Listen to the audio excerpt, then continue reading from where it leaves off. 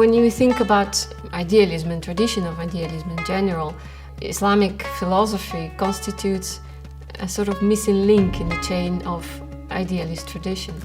The great figures of medieval philosophy, like Thomas Aquinas, for example, they're all reading philosophers who wrote originally in Arabic, like, for example, Avicenna and Averroes. And this is something that I think is widely recognized now.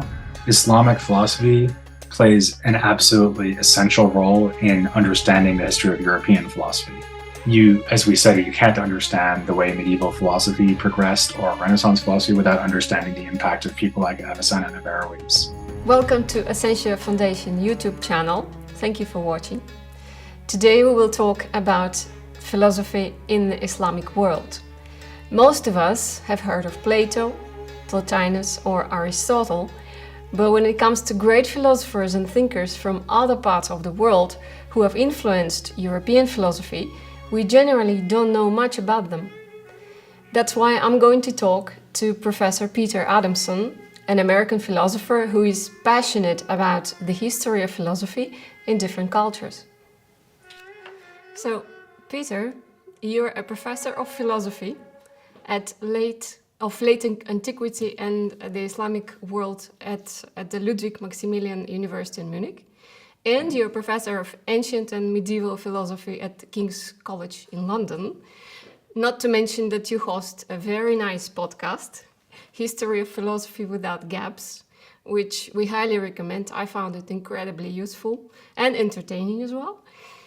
And thank you very much for taking time out of your busy schedule to talk to us about the role of Islamic philosophy in the history of philosophy, and in particular, its contribution to the preservation and development of other idealistic schools of thought, for example, Neoplatonism.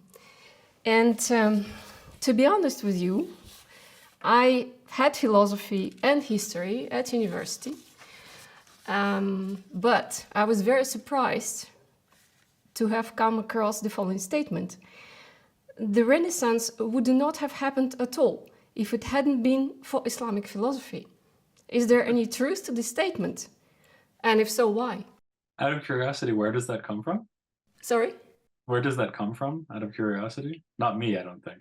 No, but I've heard several lectures on the internet, and actually including yourself. You mentioned that there is some truth to it. I'm already answering that a little bit, but during the presentation of the book that you published, you and other colleagues recently published, and then I thought, there must be some truth to it. I want to dig deeper, so I will go to the source. Okay, well, it's an interesting question. So first of all, maybe we should say what we mean by the Renaissance here, because people would use the word in slightly different ways. And even in terms of the period of time people think of when they talk about the Renaissance, that varies. Like art historians don't mean quite the same thing that historians of philosophy would mean necessarily. So let's focus obviously on history of philosophy. In that context, the Renaissance would usually mean the rise of humanism and recovery of philosophical texts from antiquity that had not been read during the Middle Ages. So you're basically talking about the 15th, 16th centuries. And you're talking about figures like Erasmus, Marsilio Ficino, maybe Machiavelli. So these are the figures of the Renaissance. And the quotation you just gave us, it might seem kind of surprising, actually, to people who know about the Renaissance, because people usually think of the Renaissance in terms of the recovery of Latin and Greek philosophy and in the original, right? So the first thing they do is they start subjecting some of the texts that were already known during the Middle Ages to a more careful analysis in terms of the language. They make new translations that they think are more accurate or just nicer to read. They look at more manuscripts of the texts that they've been reading in Latin for centuries, and they realize that there need to be small changes all over the place. So even people usually think of the Renaissance in terms of like the recovery of Plato or Lucretius or authors like that, Cicero. But actually, even when it comes to Aristotle, there's quite a big change in terms of how Aristotle is approached by the humanists. But And in addition to that, they recover some texts that hadn't been read for the whole time since they were written almost, like Lucretius. Lucretius is a poet, a Roman poet who wrote about Epicurean philosophy, and a humanist named Poggio Bracciolini actually found a manuscript of this long lost work in Latin and was able to sort of announce it to the world and make it known again. Or you have Ficino translating the entirety of the dialogues of Plato. Marsilio Ficino, a famous 15th century philosopher of the Italian Renaissance, largely responsible for the revival of Platonism. Known for his defense of the immortality of the soul and his translations of Plato, Plotinus, and the Corpus Hermeticus into Latin. So these works that had been completely unknown for a long, long time were suddenly available all over Europe in Latin translation. And of course, then everyone could read Latin, unlike now. Something else that's worth bearing in mind there is that almost exactly around the time he was doing that, so he died in 1499. So his work is happening almost simultaneously with the rise of the printing press, right? So the Gutenberg Bible and so on. So that, and his like edition of Plato's works in Latin translation was thus printed, not only written down by hand, because obviously a handwritten book, you know, how many people are going to get to see that, but a printed book that can go to thousands and thousands of people, which it did. So these are all big changes. And precisely because people think of the Renaissance as a recovery of ancient texts, Greek and Latin texts, it seems kind of strange to say, well, so you need the Islamic world in there as well. But there are several ways in which the Islamic philosophical tradition or the Arabic philosophical tradition would be relevant here. One is that if we go even further back, it had had a huge impact on medieval philosophy starting around the beginning of the 13th century.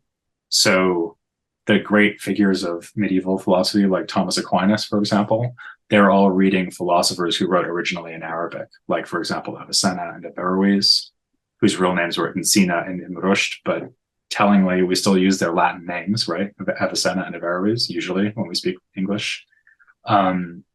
So around the time of the founding of the universities in places like Paris and Oxford, you have this movement where Arabic philosophical works are translated into Latin.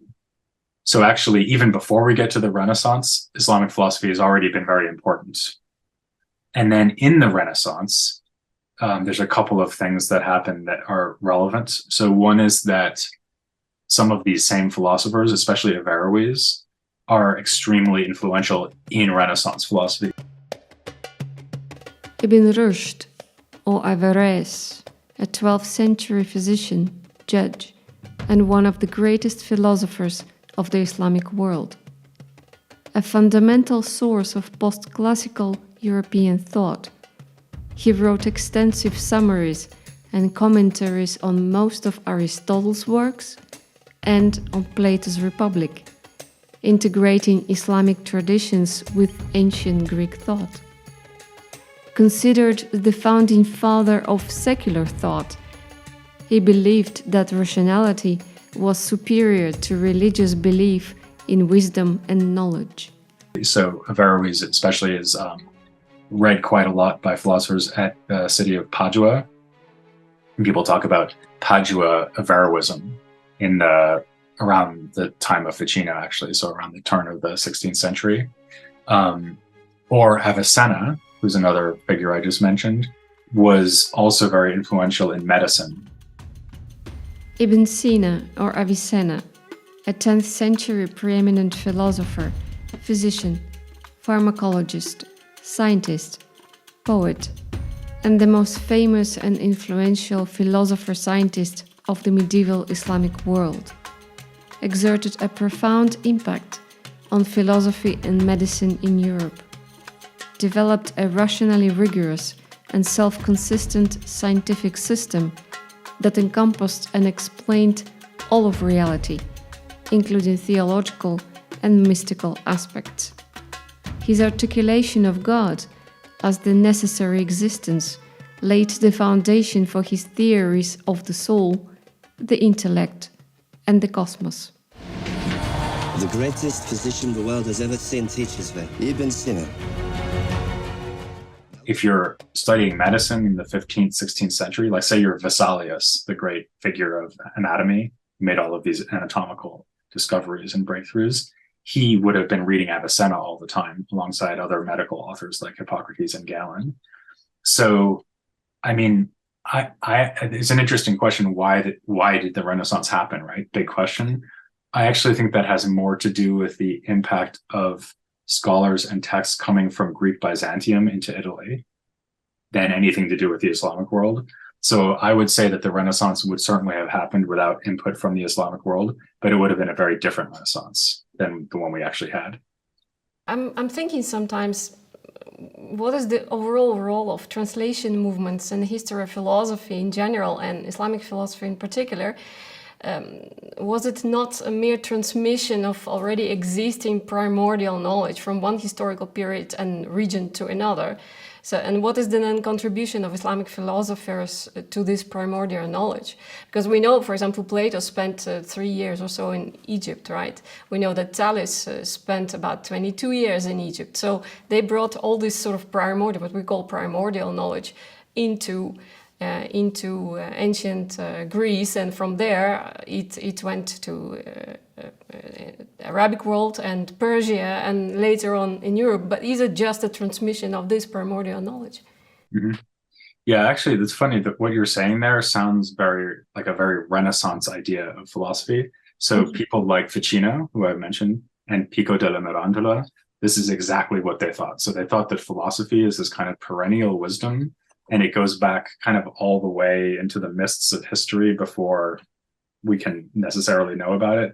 But they would say that the first like textual evidence of it comes from Egypt, from the Babylonians, from the Chaldeans, i.e. the Iraqis, and that this was then passed on to the pre-Socratics through figures like Thales, who I think there's actually pretty good evidence that he went to Egypt. By the way, there's no evidence that Plato went to Egypt. He went to Sicily, but anyway, that's a detail. So, so you have this idea that comes up in the Renaissance, that the philosophy that comes through the pre-Socratics to Plato and Aristotle goes back to some kind of deep wisdom of like maybe shared for all humanity.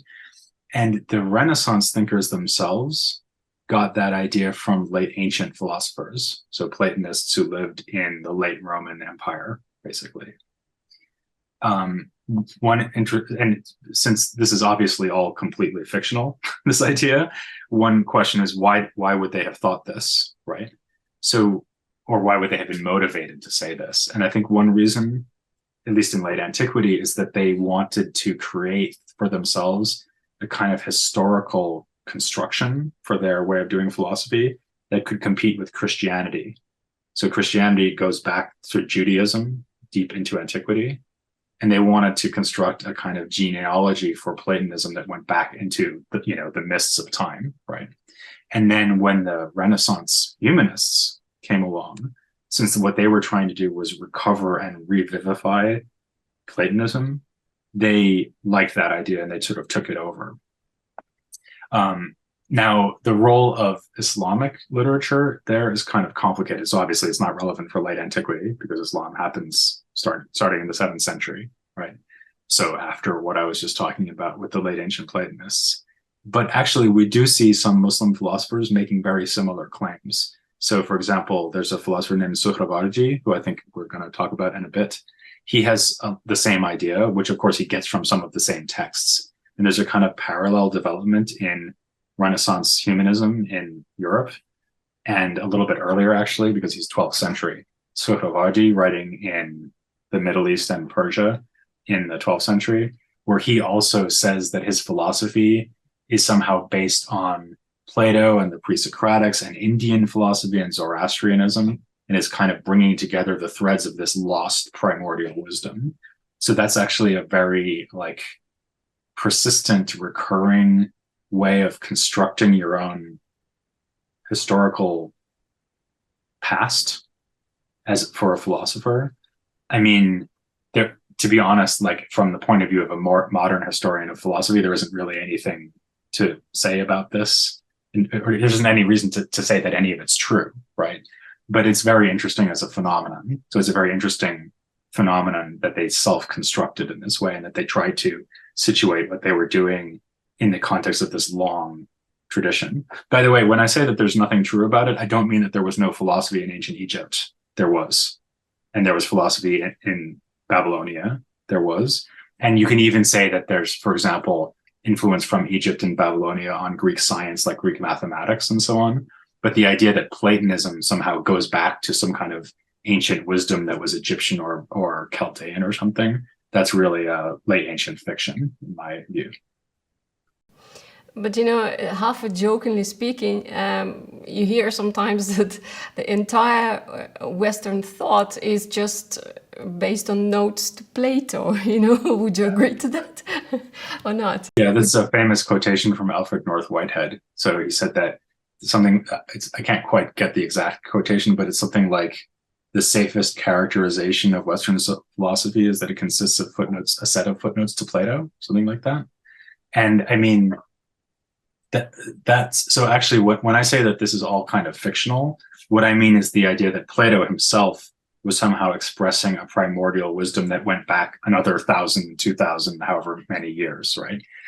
So once you get to Plato and Aristotle, it's certainly true that Plato and Aristotle are really determinative for the rest of ancient philosophy, especially in late antiquity.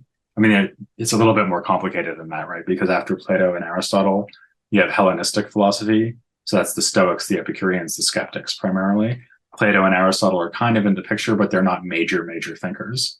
But then in late antiquity, starting around, let's say, the 3rd century AD, Plato and Aristotle become the central thinkers, and they remain the central thinkers right up to the Renaissance, actually. It's just a matter of which text they can read. So in Latin reading Christendom in Europe, they have some Aristotle, not very much Plato at all. In the Islamic world, they have translations of some summaries of Platonic dialogues, and they have translations of basically everything Aristotle wrote that we have, which is by far not everything he wrote, because most of what he wrote is actually lost. But they had many, many works by Aristotle. So all the things that people can read today, they had in Arabic. So they're actually much better informed about Plato, even Plato, but also especially Aristotle, than people were in Europe. So Plato and Aristotle, also Plato through Aristotle, become kind of definitive of what philosophy is from late antiquity right up until the 16th century or something in Europe, and maybe let's say the 11th century in the Islamic world, the 11th, 12th century in the Islamic world. And I could tell you about what happens after that, but that's the basic picture. Yeah, I was also wondering about your opinion about the following, because I'm thinking at that time, Muslim world was very well established, stable, rich, while in Europe, dark ages, really. So why did scientific revolution take place in Europe and not in the Islamic world? Okay, that's not a small question. Yeah. I mean, first of all, when we talk about the Dark Ages, usually what people mean by that is sort of maybe the 8th century to the 10th century. Mm-hmm. And that's like 700 years or 600 years before the scientific revolution. Even if you push what you want to call the Dark Ages up to like the 12th century, I don't think anyone really uses that phrase for the late 12th, 13th centuries, because the universities are founded at the end of the 12th century. You have these massive translation movements of Arabic and then Greek philosophy and science into Latin. You have the Renaissance, which we've already talked about, in the 15th and 16th centuries. And then you finally got the scientific revolution in the 17th century, right? In fact, you can even say, like, Galileo is already doing some of his important work at the end of the 16th century, right? So the background of the scientific revolution really goes back through the time of the Renaissance, the Protestant Reformation, to high scholastic philosophy in late medieval times. So you've got, a good, let's say, at least 400 or 500 years where Europe has been maybe accelerating in terms of its intellectual activity before we get to, Descartes and Newton and all these guys, right? So that's one thing to note. As far as the question, why does the scientific revolution happen in Europe but not the Islamic world? That's actually a question I get a lot. And I think it's not that easy a question to answer. So, one thing I always say is that the scientific revolution didn't happen in China or India or the Americas or Russia or Africa either, right? It happened one time in one place, right? So I think actually, behind the question, I sometimes detect this expectation, like, of course you should have a scientific revolution. So if you don't, then what went wrong, right? Whereas actually the real question is, why did the scientific revolution happen where it did, when it did? The fact that it didn't happen anywhere else at any other time is kind of, in a sense, obvious, because it happened where and when it happened and not some other time, some other place.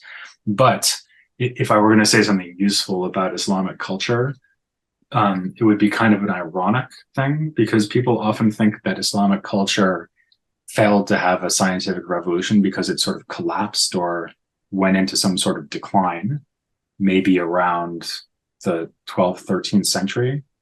And I think people who think that often just have a very vague sense that something might have gone wrong at some point, maybe back in the Middle Ages, because people know that there was a kind of golden age of Islamic civilization, and then something must have gone wrong at some point, right? So maybe the end of the Middle Ages, who knows, right? If you had a more informed historical sensibility, you might say, oh, it must have something to do with the Mongol invasions, because that's like the middle of the 13th century. So, okay, that's a pretty shattering event and was certainly unhelpful.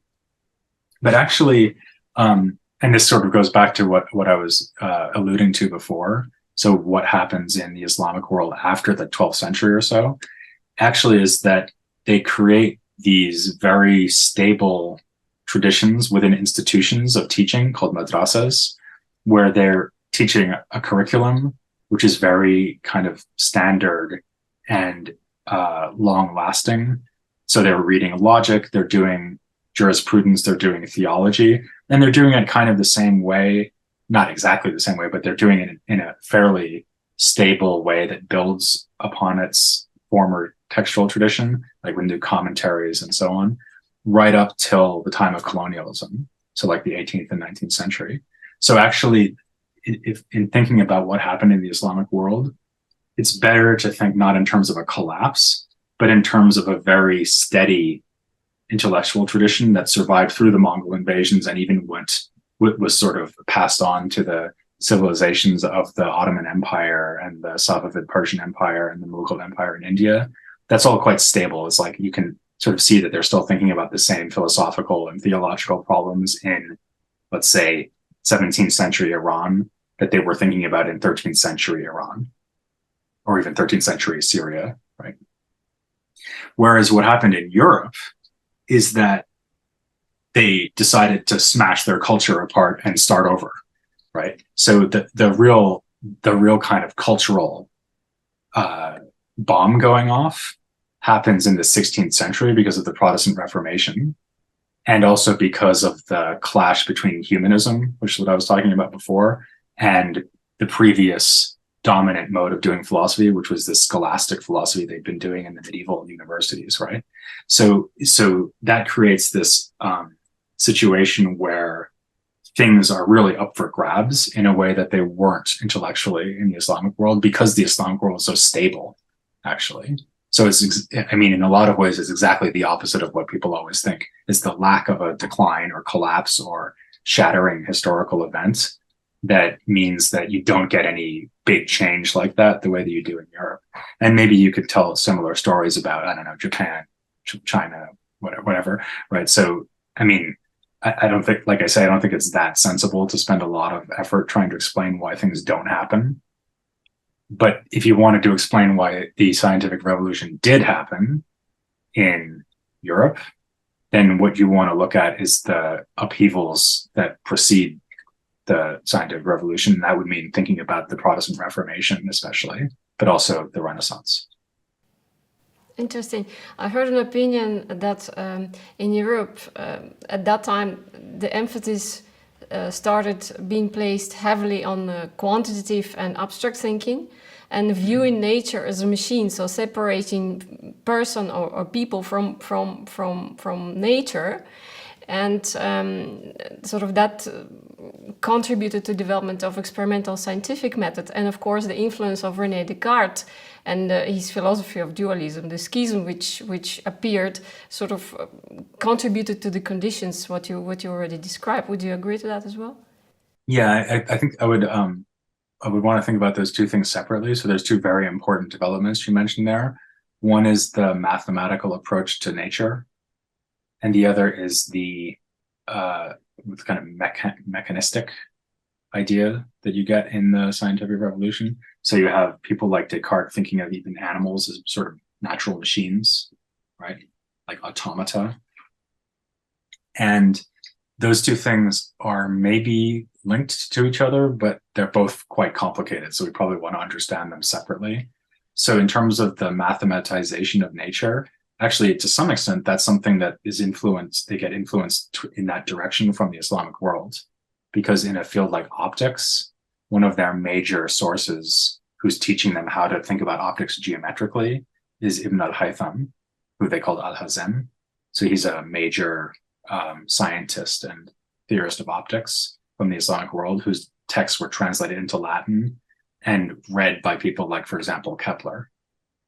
So when Kepler's writing about optics, he's reacting to like Euclid, Ptolemy, and al-Hazem or Ibn al-Haytham. And also it's maybe worth noting that there had been already in the late medieval period attempts to represent certain natural phenomena mathematically, at least with rudimentary mathematics. But I think what happened in the Renaissance, so if you think about someone like Galileo or indeed Kepler, what they're doing is they're marrying a very advanced, for the time, facility with mathematics, which is based on the Renaissance recovery of ancient mathematics, to the desire to analyze certain physical phenomena, especially astronomical phenomena, optical phenomena, even things like, for example, the refraction of light. So you know how like if you put a stick in water, it looks like it's bent, or a straw, right? That's because the water is refracting the light, or it's refracting it more than the air is refracting it. And people were studying, like Kepler tried to understand this phenomena using mathematical analysis and quantitative measurements and so on. So these are all ideas that you get from antiquity and from the Islamic world. And then they kind of come together already at the end of the 16th century, beginning of the 17th century. And then they steadily increase and find out more and more, and it kind of builds on itself. As far as the mechanization goes, so the understanding nature as being sort of machine-like, that again is something that you could trace back to ancient roots, so especially Epicureanism. So I mentioned Lucretius just a little bit before, right? So this Latin poem that Poggio discovered. So that gives you the idea that bodies are all atomic compounds, right? So it's they're combinations of atoms interacting. And that would be the original kind of way of thinking about nature mechanistically. The big competitor to that way of thinking about it, which is the dominant competitor for a long time, especially since Epicureanism basically vanishes in late antiquity, would be the Aristotelian way of thinking about it. So you have like organic, unified, living bodies that are assumed to be divisible, right? So you can like, obviously, you can cut flesh or whatever, but they don't have mechanical parts, animals or plants. They're unified, continuous bodies made of stuff, not made of moving, interacting, discrete parts. So I think the idea of approaching nature as if it was made of machines is a lot to do with the rejection of Aristotelian philosophy. So when the humanists kind of opened up the intellectual terrain a bit by saying, well, all of this scholastic Aristotelianism is kind of pedantic hogwash and time wasting and is boring, and they write in bad Latin anyway. So let's think about Cicero instead. That's really what they wanted to do. but by polemicizing against Aristotelian philosophy, they created space for a mechanistic anti-Aristotelian physics. And that comes in with people like Descartes and Hobbes and so on. That's, I mean, obviously it's way more complicated than that, right? But that's kind of a first thumbnail sketch of how to think about it, perhaps. Big historic questions are never simple Right. to answer, I think. Also, Yeah. when you talk about conditions for the spark of the industrial or scientific revolution, I think it's a course for a year or something at university, right? Yeah, and you could also think about things like what are the financial incentives for people to do this kind of work? Like you have, for example, royal courts actually sponsoring it in a way that they perhaps wouldn't have done before. You have even the fact that, I mean, a lot of this work is done outside the universities. So the possibility of being outside a university and being a scientist is kind of a new thing around 1600 or in the 16th century. And it again sort of has to do with this Protestant/humanist assault on scholastic university-based Aristotelian philosophy and science. So there's a lot of things happening at the same time. There's the printing press, by the way. So we already mentioned that, but none of this happens without the printing press for sure, right? So it's very complicated, definitely. You know, when I was preparing for this interview, I realized that nearly every speaker, every scholar who talks about Islamic philosophy makes a clear distinction and division between two traditions, so to speak, right? So there is a Aristotelian tradition and there is a Platonic or Neoplatonic tradition. But what I also realized is that there is a lot of confusion in the texts themselves. So texts which were attributed to Aristotle were actually written by Plotinus, for example, and vice versa. So with all the confusion about Aristotelian, Platonic or Neoplatonic translations, is it at all possible to make this clear distinction between the proponents of one or the other tradition in Islamic philosophy, in your view? That's a great question. Actually, my PhD, a long time ago now, and my first book were about the Arabic translation of Plotinus, which, as you say, went under the name The Theology of Aristotle. And how that happened is a complicated and actually kind of unclear story. But somehow they came to think that this work by the founder of Neoplatonism was actually by Aristotle. It's actually not clear how many people were really convinced of this. Like Avicenna mentions that there's some doubt about this attribution. And you don't find that many philosophers in the classical period of Islam, like from the 9th to the 12th century, say. I mean, the classical period of Islamic philosophy. You don't find that many people who explicitly say that they think the theology of Aristotle is really by Aristotle. I think probably the people who really did Aristotle seriously knew there was something funny with that idea. But in a way, I mean, obviously I'm very interested in that text. I wrote a book about it, but in a way, I think that might distract from what I think is the real reason for the fusion of Plato and Aristotle, or Platonism and Aristotelianism, which is that had already happened in late antiquity anyway, even with people who read Greek and knew exactly what they were reading. So, I mean, again, this is a long story, but in late antiquity, after Plotinus, he's in the 3rd century, so he dies in 270, his way of doing philosophy, which is basically Platonism having absorbed some ideas from Aristotle and the Stoics. So that's Neoplatonism. And then there's a whole series of further Platonist philosophers who more or less follow in his footsteps, although they disagree with him about some things as well. And since they're all Platonists, they think the best philosopher is Plato.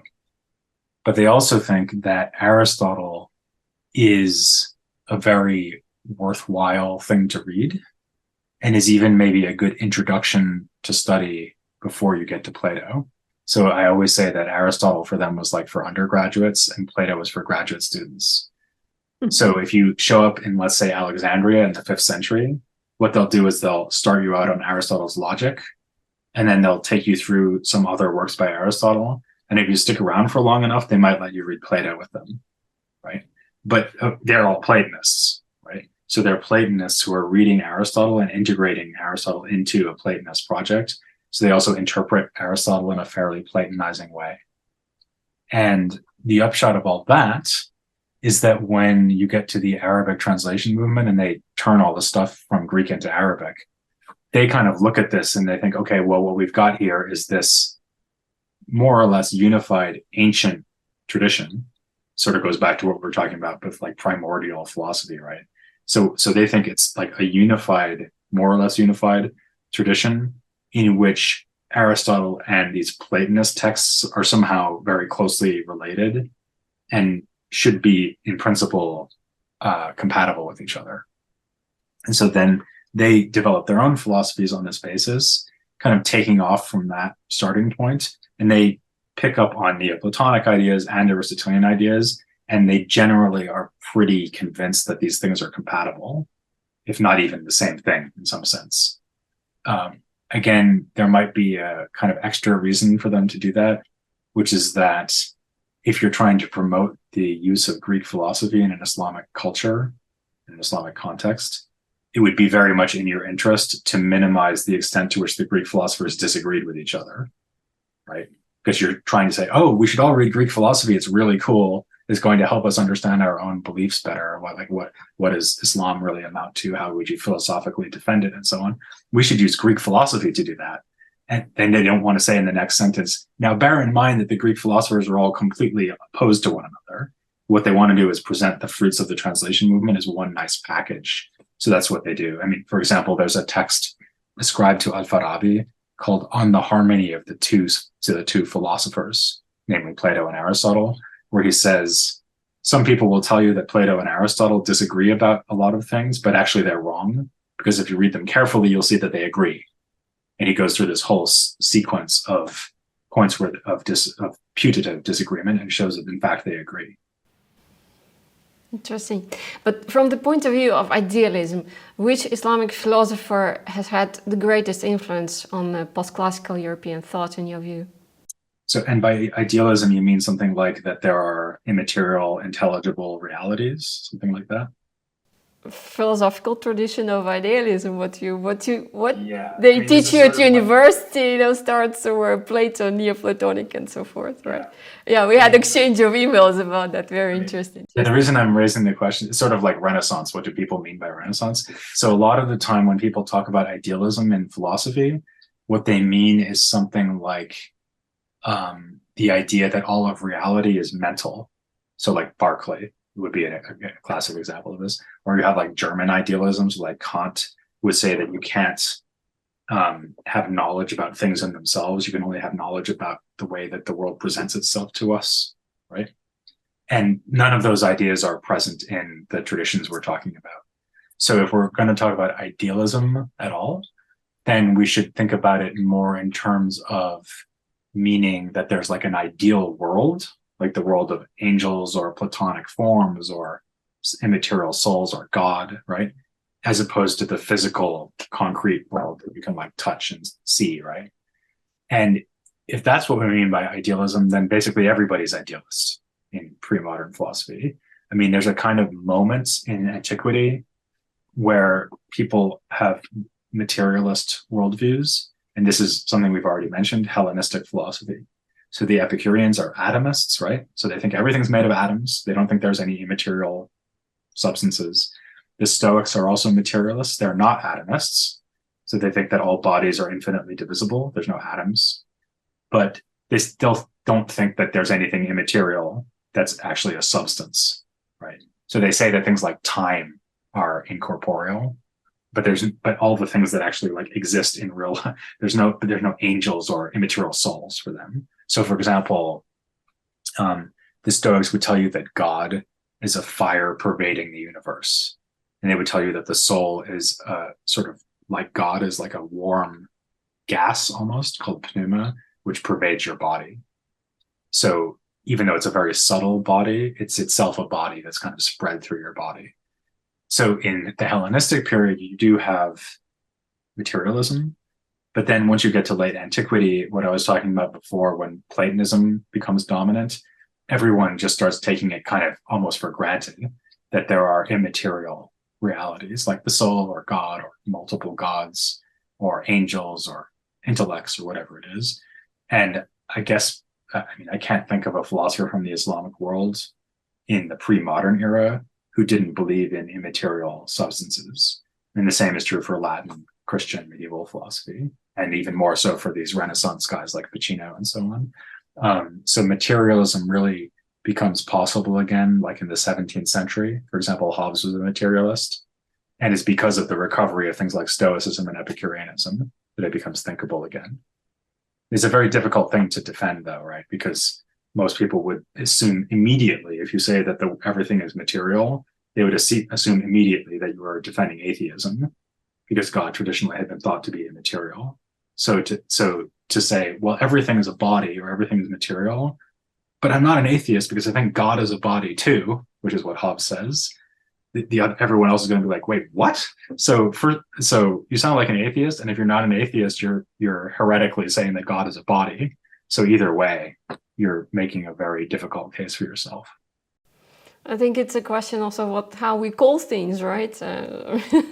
What is body then, and what is materialism in this case?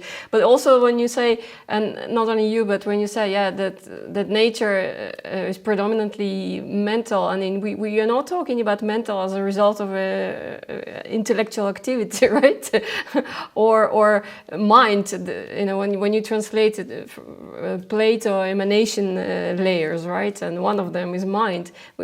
We in the modern world, we understand mind as a intellect, but this is not what is meant, right? I mean, the closest word to that, for my feeling, and we're talking about feelings, is consciousness, I guess. But I don't know what's your explanation for that. So I guess if we're talking about Plotinus, so Plotinus thinks that the first principle of everything is he calls it the one. So it's a purely simple first principle. And the second principle, which comes after that, is what he calls nous, which means mind or intellect. I actually don't think that has any, or it doesn't have very much to do with consciousness. So consciousness, I mean, again, we could talk about what we mean by consciousness, but if what consciousness means is something like just awareness, being aware that one is having experiences or something, that's certainly not the key idea in Plotinus's theory of nous. What he's talking about is a perfect mind that grasps reality perfectly.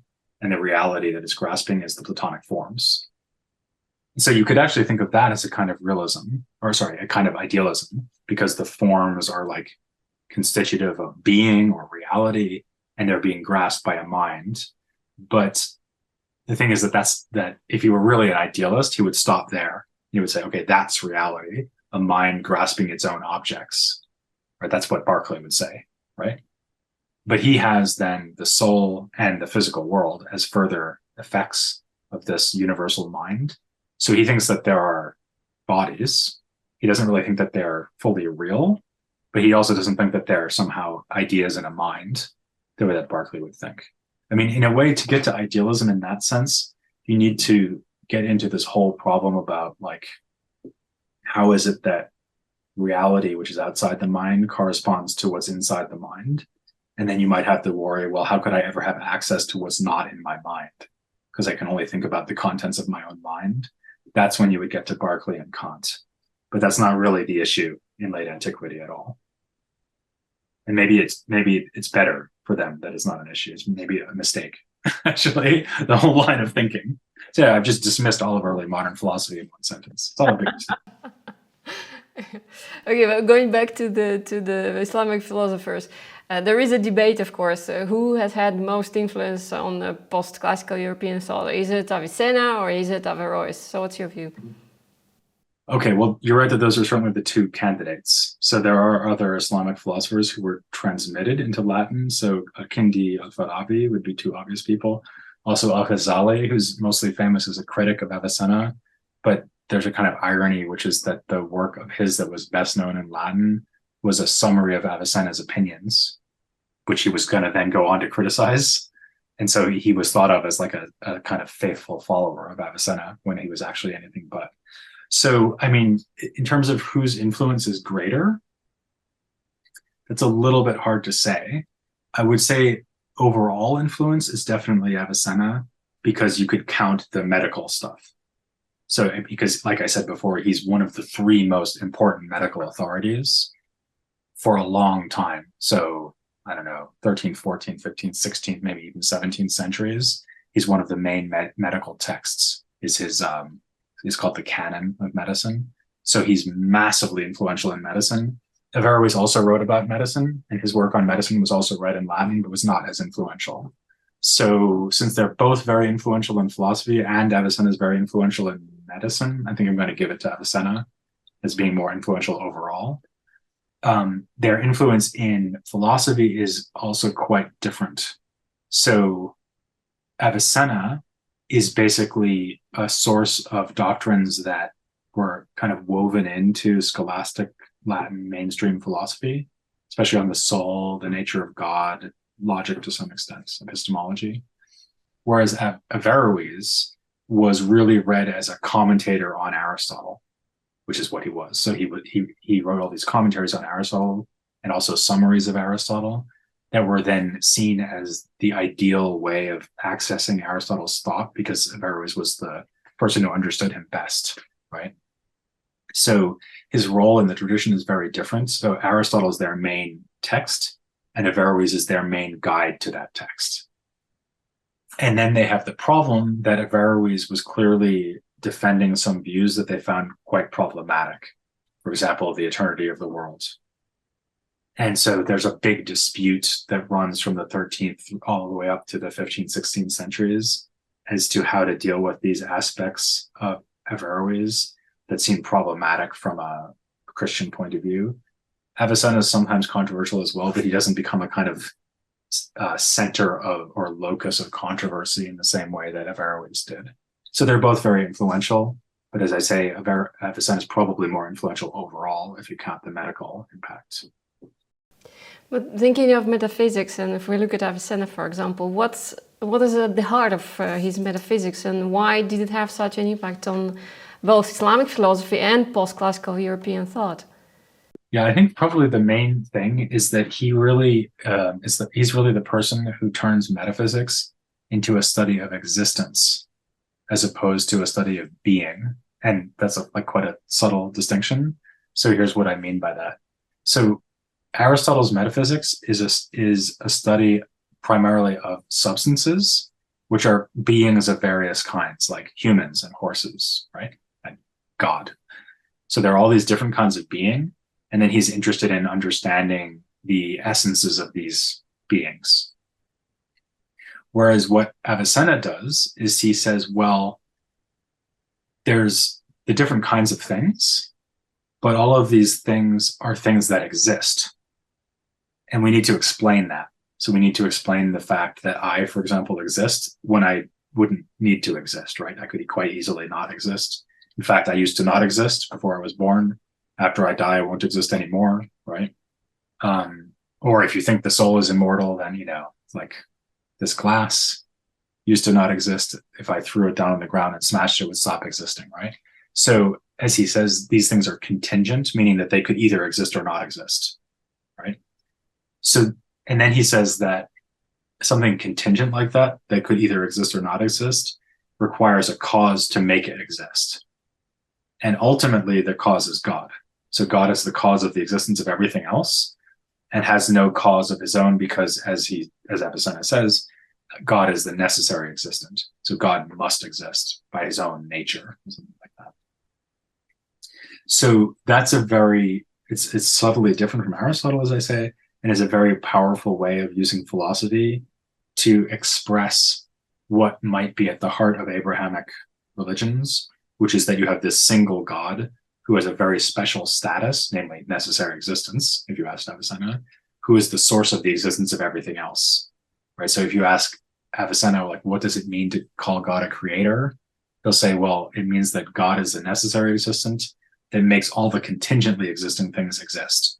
That's the whole world, right? The whole universe didn't need to exist, but does because God creates it.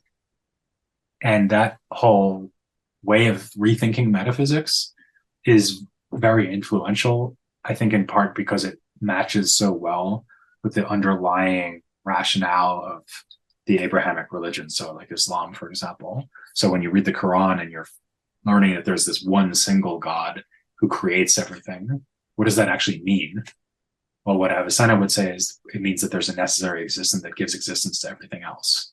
And then the later philosophers in the Islamic world and also the Latin-speaking world, they really liked that idea because of such a powerful philosophical articulation of the core of their religious beliefs.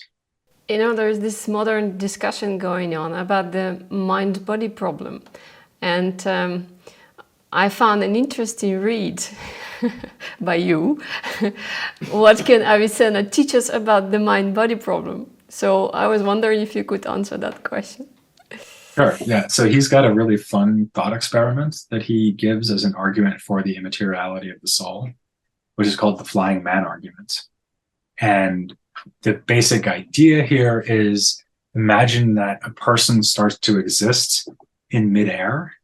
If you want, you can say the person just spontaneously comes into existence, or if you want, you can say God creates the person. That's what Avicenna says.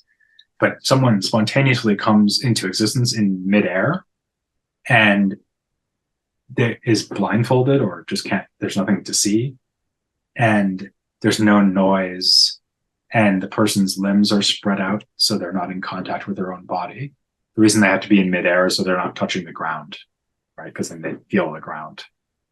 So the idea is that this flying man he's not actually flying, he's just in midair. So he's maybe floating, but let's call him the flying man. So he's in a situation where he has no access to anything through his senses, right? Because he's not tasting or smelling or hearing or seeing or touching anything. And also he never has had any access to anything through his senses because he only just started to exist, right? So he has no memories of seeing or hearing or smelling, etc., anything. And so you might think, well, this person should have no ability to have any ideas or thoughts at all. So like a really thoroughgoing empiricist would say, well, this person would just be kind of empty because they'd never have had any sensory input. So there'd be nothing for them to think about, right? But Avicenna says that that's not true because there's at least one thing this person would know. They would know that they exist because the person would still be self-aware. And actually here we do get to something like consciousness, right? The person would be conscious. The person would be aware that they exist, says Avicenna. You could disagree with that, right? You could say, no, I don't think the person would know that they exist. And then Avicenna would probably just say, well, then you don't have the right intuition. So that you don't share my intuition, which is that the person would know that he exists. So let's say, for the sake of argument, that the person would know that he exists. Well, what does that mean? And Avicenna says, what it means is that the person has a self or soul that's immaterial because he's getting access to it without using his senses. And our senses are for grasping things that are material, right? Whereas he's grasping something that's not graspable or not being grasped through the senses. And that must be his own immaterial self. So that's a very cool argument for the immateriality of the self or the soul. There's a lot of disagreement among scholars about how exactly it's supposed to work and whether it does work, but that's the basic idea. It's quite a fun piece of philosophy. It's fun to teach to students, actually. Always gets them talking. Yeah. That's a really interesting experiment. Interesting. I was thinking interesting that at that time they've done such experiments, such thought experiments. You know, you sometimes think, how did these people long ago? How did they think? You know, what was the mindset? And then you read this and it's like, oh, interesting. I could have done this. So they're like modern people, right? That's what you actually. It's easy to think of it after someone else has already thought of it. Yeah, exactly. Exactly. But thinking of Avicenna's followers, and some mention Suhrawardī, the master of illumination. Shihab al-Din al-Suhrawardi, a 12th century philosopher and theologian who founded a new tradition in Islamic thought, the philosophy of illumination, according to which light is a fundamental reality. He proposed that illumination, or knowledge by presence, is the foundation of a sounder way to apprehend the universe and ourselves. So in what way did Suhrawardi follow the metaphysics of Avicenna, and where did he depart from it, and what was at the heart of his metaphysics to start with, of course? He's a really interesting philosopher. And in fact, he's a philosopher who's been getting a lot of attention recently. So there's a book by him recently by someone named Yari Kaukua. And actually a student of mine named Hanif Amin Baidokhti is just publishing a book on him early in 2024, which is looking also at how Avicenna's ideas get taken up and criticized by Suhrawardī. So there's a lot of dimensions to Suhrawardi's thought and how he's reacting to Avicenna. Maybe the first thing to say is that he's part of a more general phenomenon in that time where basically all the philosophers are thinking about Avicenna. So remember I said before that up until a certain point, there's this kind of mixture of Aristotelianism and Platonism in the Islamic world, and that's kind of what philosophy is. Well, that stops with Avicenna, because after Avicenna, except for Averroes way out in Spain, like in Slavic Spain, who's commenting on Aristotle, like a very conservative thing to still be doing, in the Islamic East, which is where most of the action is philosophically, they're all reading and thinking about Avicenna all the time. A lot of them are criticizing Avicenna, but they still think Avicenna is the main figure to whom they have to respond. And Suhrawardī fits exactly into that picture. So, for example, he's a contemporary of someone named Fakhruddin Arazi, who's also a very interesting philosopher around the same time, and in some ways has a similar project. One difference is that Suhrawardī was kind of had a better idea of how to market his ideas. And he came up with like a special name for his own philosophy, which is that he called it Ishraqi philosophy, which means illuminationist philosophy. And he wrote a work called Hikmat al-Ishraq, the philosophy of illumination, in which he's trying to convince you that what he's doing is like unveiling this new system of philosophy, which, as we said before, for him is based supposedly on like this ancient wisdom. Plato, the pre-Socratics, the Egyptians, the Indians, that was him that we talked about before. This guy Suhrawardī, who had this idea of a kind of ancient philosophy that's coming to fruition again in his own works, very much like Ficino or Pico in the Renaissance. Now, there's some debate about this in like amongst contemporary scholars. So some people would still want to say that what Suhrawardī was doing was very new and somehow maybe kind of mystical, like building mysticism into the philosophical project. But I would say that the kind of emerging consensus on Suhrawardī, and this is certainly my own view, is that actually he's more someone who makes sense within this 12th century context where everyone's kind of dealing very closely with Avicenna's philosophy and often critically dealing with it. So I would say that Suhrawardī's signature move as a philosopher is to take things that in Avicenna seem like they might be real distinctions about things in the outside world, and to say that they're actually only mental distinctions. So, for example, all that stuff about existence I was saying before, like the necessary existence and giving existence to other things and so on. Suhrawardī says, well, existence isn't something that's out there in the world. It's just a judgment that you make in your mind that a certain thing exists, right? So I look at you and think, oh, well, you exist. But that doesn't mean that existence is something in the world that belongs to you. It just means that I'm judging that you exist, right? And he says that about lots of other things that Avicenna talks about. So, for example, he thinks that relations are merely conceptual, like the relationship between a father and a son. There's no relation out in the world. There's just a judgment about the father and the son standing in some kind of relationship to each other, but that's a mental judgment. It's not a real thing, right? And then he, in order to kind of replace Avicenna's metaphysics of existence with something else, because he doesn't think that existence is extramentally real, so he doesn't think it's out there in the world, he comes up with this way of describing reality in terms of light. So instead of saying that God is the necessary existent, he says that God is the light of lights, a perfect light that needs no illumination from anything else. Just like Avicenna's God is a perfect existence who needs no existence from anything else, right? And then he says that there are angels or intellects that are further lights that sort of come down from God in a kind of chain. And then our souls are lights that are somehow associated with our bodies, which are, as he calls them, dark barriers to light. And the idea behind all this, though, is really just that these lights are minds. So anything that has a mind is a light, or is a mind is a light. anything that's physical is a body. So actually, there's, I think, ultimately just a way of expressing what we were talking about before, which is the contrast between like an intellectual ideal realm and a physical sensible realm. And he's explaining that in terms of this maybe metaphor, although he says it's not a metaphor, but I think it kind of is a metaphor. So you've got lights and dark barriers, and that's just immaterial mental or conscious substances, as opposed to the bodies that they are in relationship to. So I think ultimately, I mean, obviously I'm not saying he's not interesting, he's super interesting, but he's really someone who we should understand more in terms of like a very serious philosophical engagement with Avicenna. He's not someone who is like changing the topic or lurching off into some completely new mystical style of doing philosophy. He sort of talks as if that's what he's doing through labeling himself as a illuminationist and so on.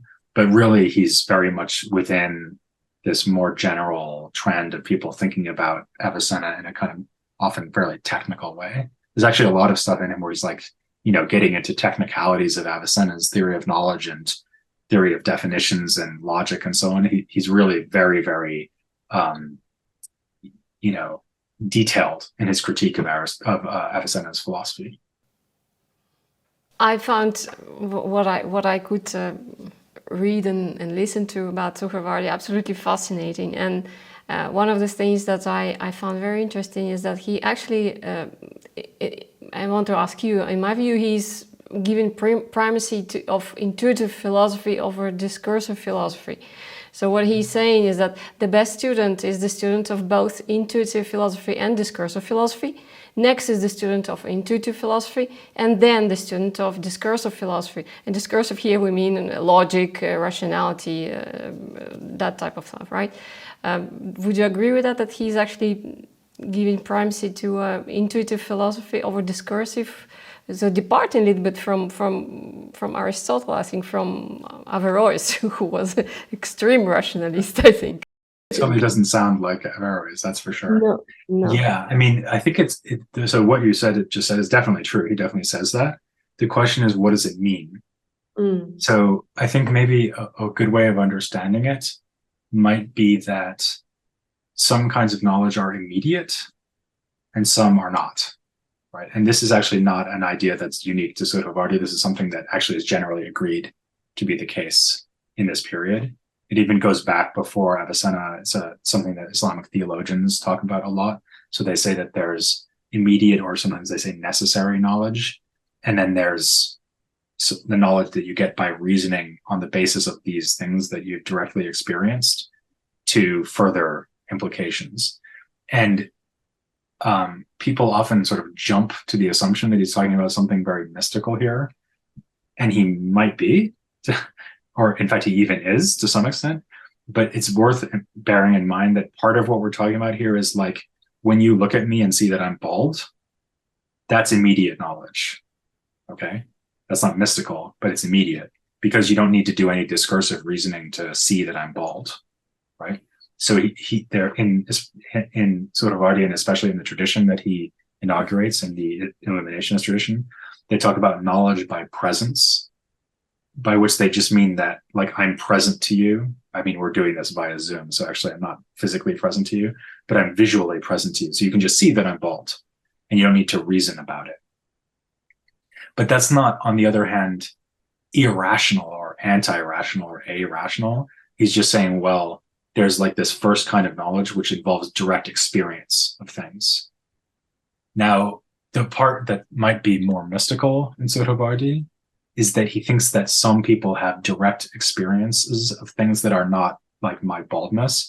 But for example, he believes in Platonic forms, and he thinks that some philosophers can just directly behold the Platonic forms. And in fact, one of his arguments for the reality of Platonic forms is that there are philosophers who have directly experienced them. He says, well, they say that they can experience them, so who are we to doubt their word, right? Plato did it, right?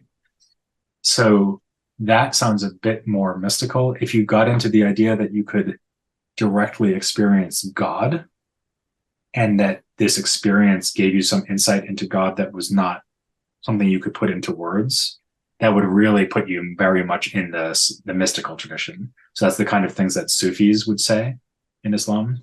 That's not really what Suhrawardī seems to be talking about, though. He seems to be talking more about the idea of doing philosophy through grasping things directly, and then maybe doing some further argumentative work on that basis.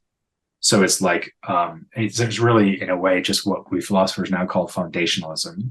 So there's certain directly grasped truths, and then there's everything else you can base on that, almost like axioms and then corollaries or theorems that are proved using the axioms in mathematics. Is that kind of structure that his epistemology is gesturing towards.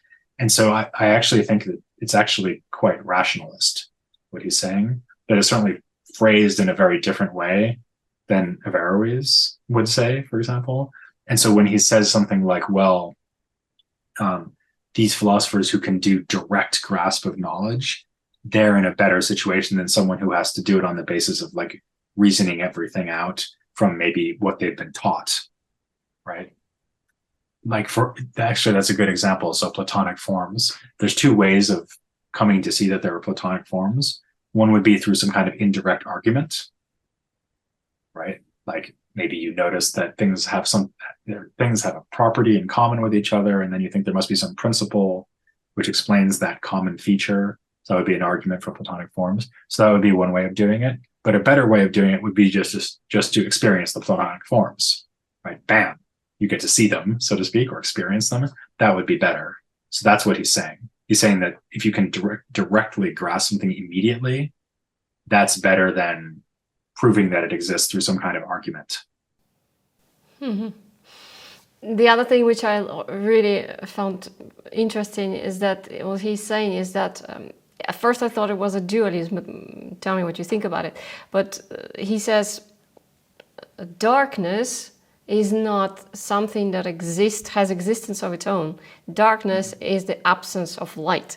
So essentially for me, this is a non-dual approach, because if he associates physical worlds with darkness, right, so they have no existence of their own. It's just a matter of absence of light. What do you think about it? Yeah, I think that's right. So in fact, that reminds one very strongly of what Plotinus says about matter and evil, because Plotinus said that matter and evil are just non-being.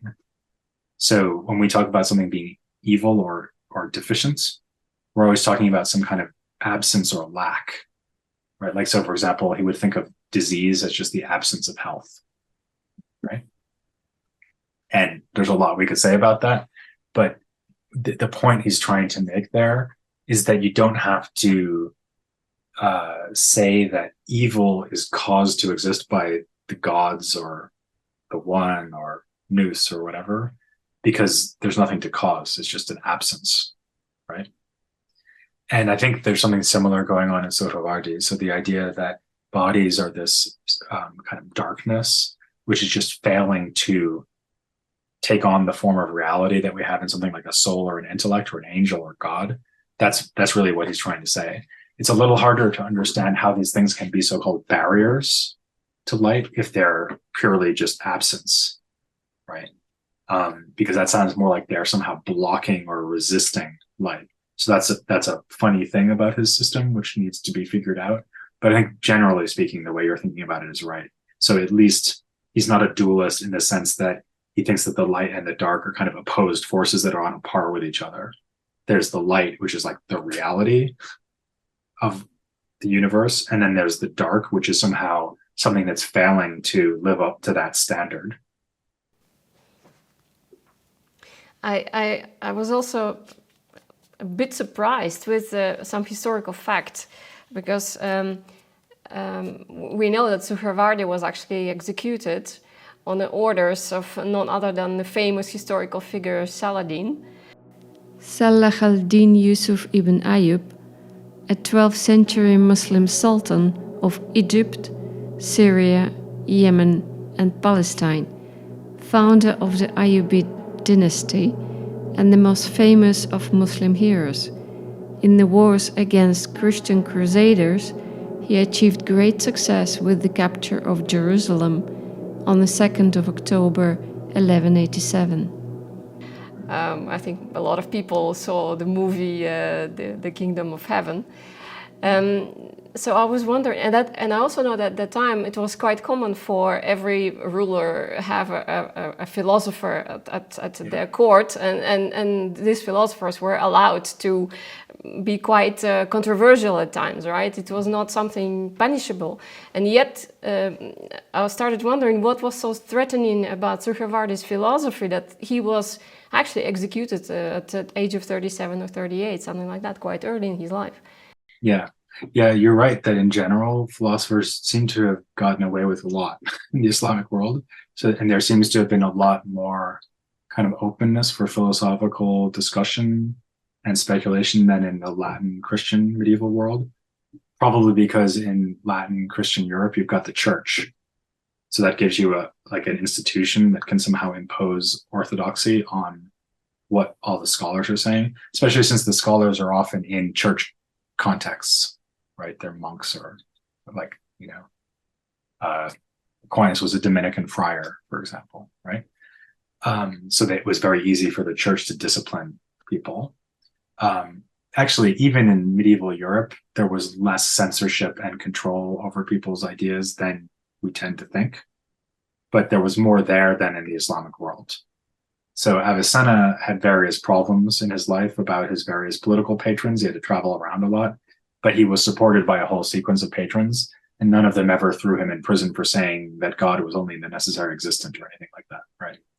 So your question is a very good one, therefore, about Surhawardi, like why is he being, this is the exceptional case, right? And there is some dispute about that between scholars. So I think the consensus view is that Saladin was worried that Suhrawardi was having too much influence on Saladin's son, and he wanted to move him out of the picture. So it was more of a political issue than a kind of censorship issue. But on the other hand, it is also true that at least in general in this period, sometimes if you could accuse someone of having dangerous beliefs, that would be like a convenient thing to say about them if you wanted to kill them anyway, for whatever reason. So merely going around and having dangerous beliefs probably was pretty safe, but angering a ruler and having unorthodox beliefs, that was a bad combination because it gave people an excuse. So it's not like there's a lot of persecution of ideas or anything like that in the Islamic world. There really isn't. And I don't actually think Suhrawardī was killed for his philosophical teachings, but it probably didn't help.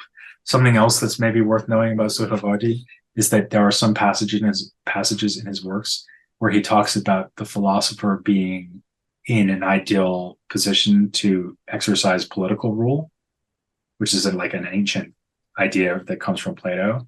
And you can imagine someone like Saladin not liking that, right?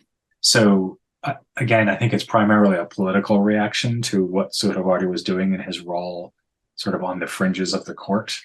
It wasn't like Saladin just read a book by Suhrawardī and said, oh, this is heretical, we have to kill this guy.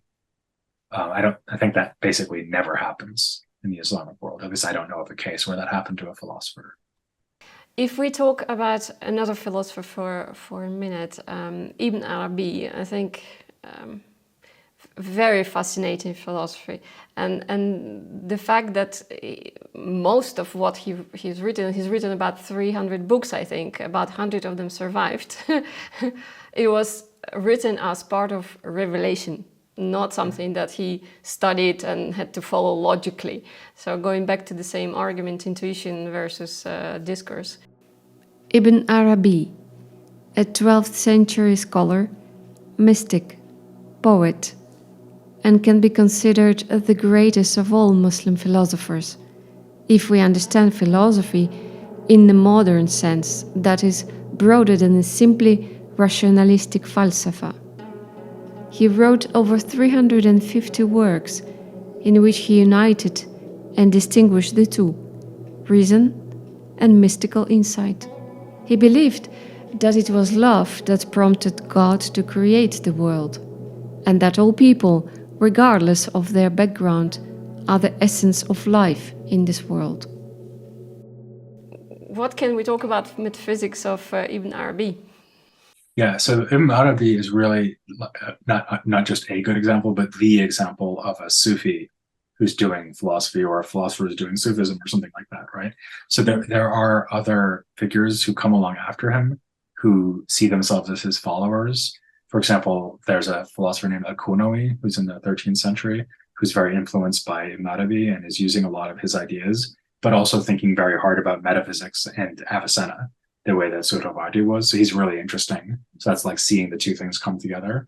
Ibn Arabi, for the most part, when you read him, you don't feel like you're reading a philosopher in the same way that you do when you're reading Suhrawardī or Qunawi. Like it's not argumentative in the same way. And also the terminology is not nearly as reminiscent of philosophers like Avicenna.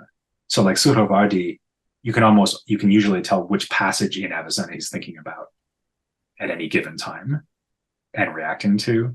Whereas Ibn Arabi seems to be doing this much more kind of literary free-form exploration of his own ideas, with some influence in the background from Avicenna, though. And he's certainly aware of the philosophers and he's read them, but he's kind of doing something else. But that's not to say that I don't think that he's philosophically important. I do think he is very philosophically important. And in general, I think Sufism is very philosophically important.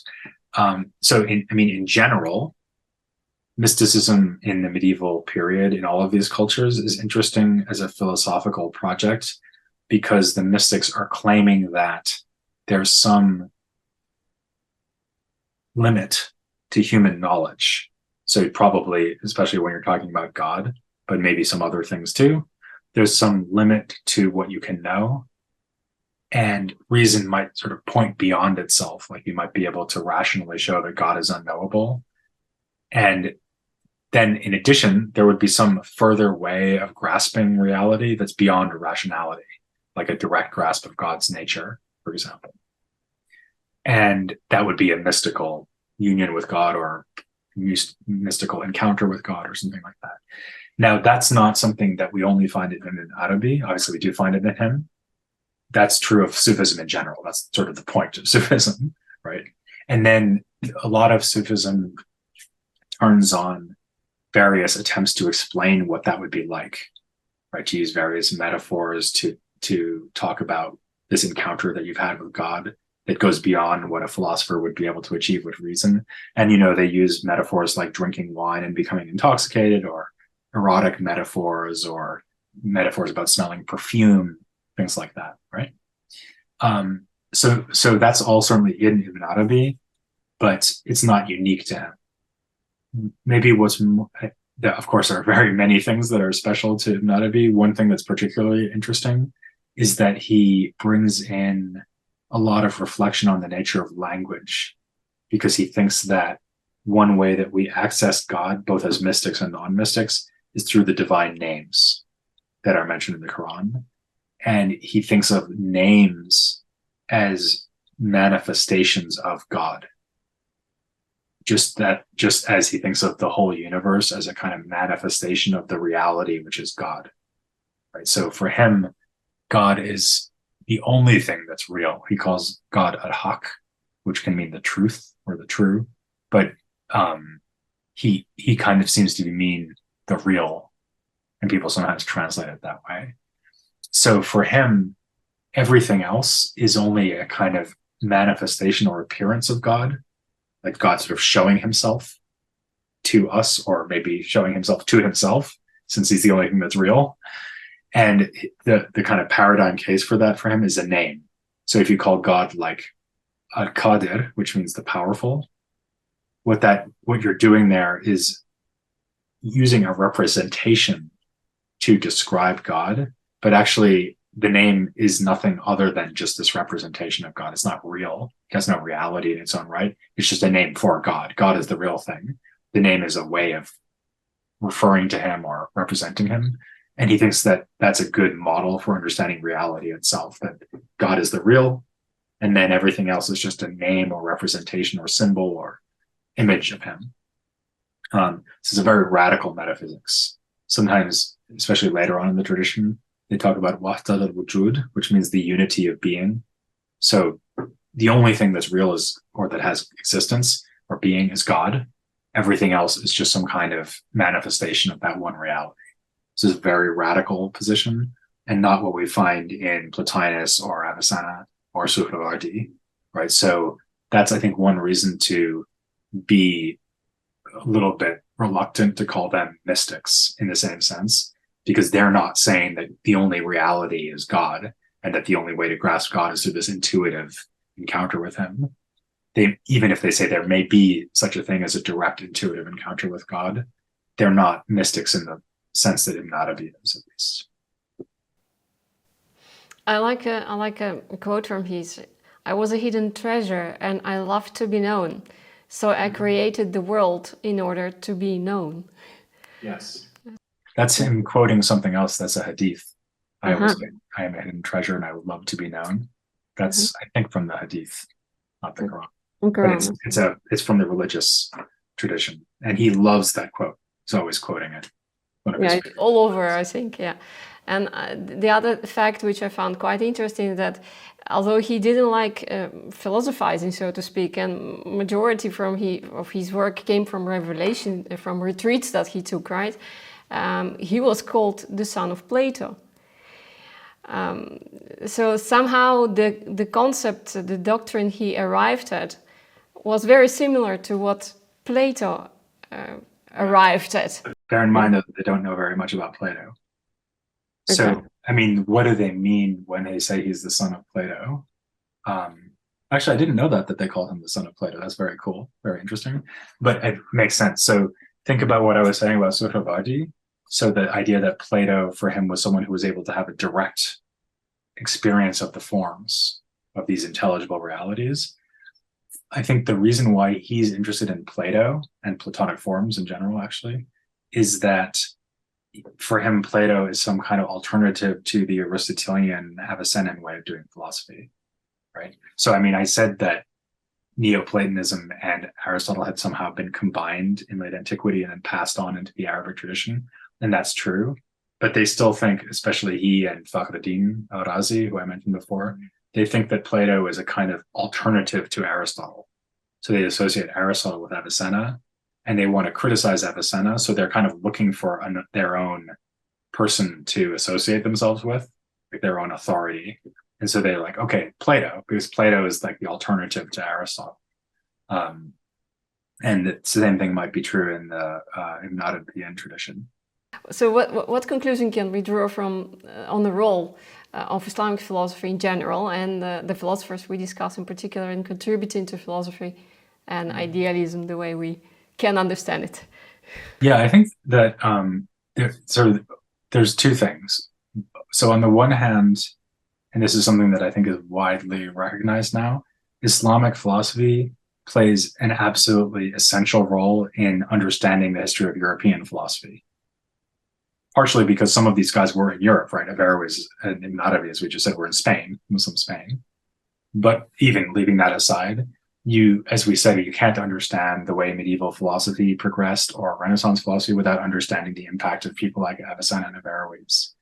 So that's certainly very important. But on the other hand, I think that people sometimes make the mistake of reducing the importance of Islamic philosophy to being this kind of link between ancient philosophy and medieval Latin philosophy, right? So you kind of Plato and Aristotle, Hellenistic philosophy, Neoplatonism, then Islamic philosophy, and then Aquinas and the rest of it and the Renaissance, right? So that kind of slots Islamic philosophy into the gap left by the Dark Ages, as you referred to earlier. But actually, like I said, the intellectual traditions in Islam were very stable. So it's not like they vanished as soon as they had performed their historical job of transmitting Aristotle to Christians in Europe, right? Rather, they just keep going. They're mostly thinking about Avicenna. And once you get to a certain point, it's too late historically for their works to be translated into Latin. So, for example, Suhrawardī, who we've been talking about a lot, and Ibn Arabi, their works were not translated into Latin and influential on medieval philosophy. And even more so for people from the 14th, 15th, 16th centuries and so on. So there's a kind of illusion created by the fact that the Latin translation movement, the Arabic Latin translation movement, in other words, when they translated people like Avicenna and Averroes into Latin, that happened at the end of the 12th century.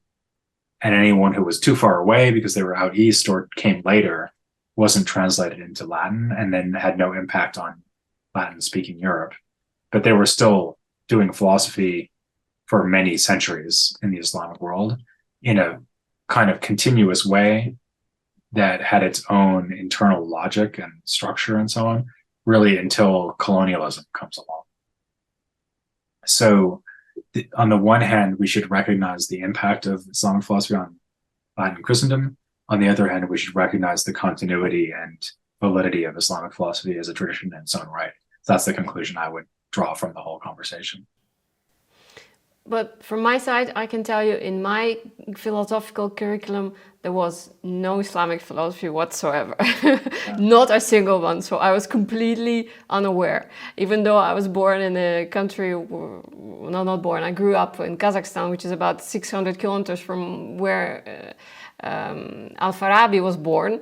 And even in my childhood in Soviet times, still one of the main avenues in Almaty, which is then was a capital, had his name.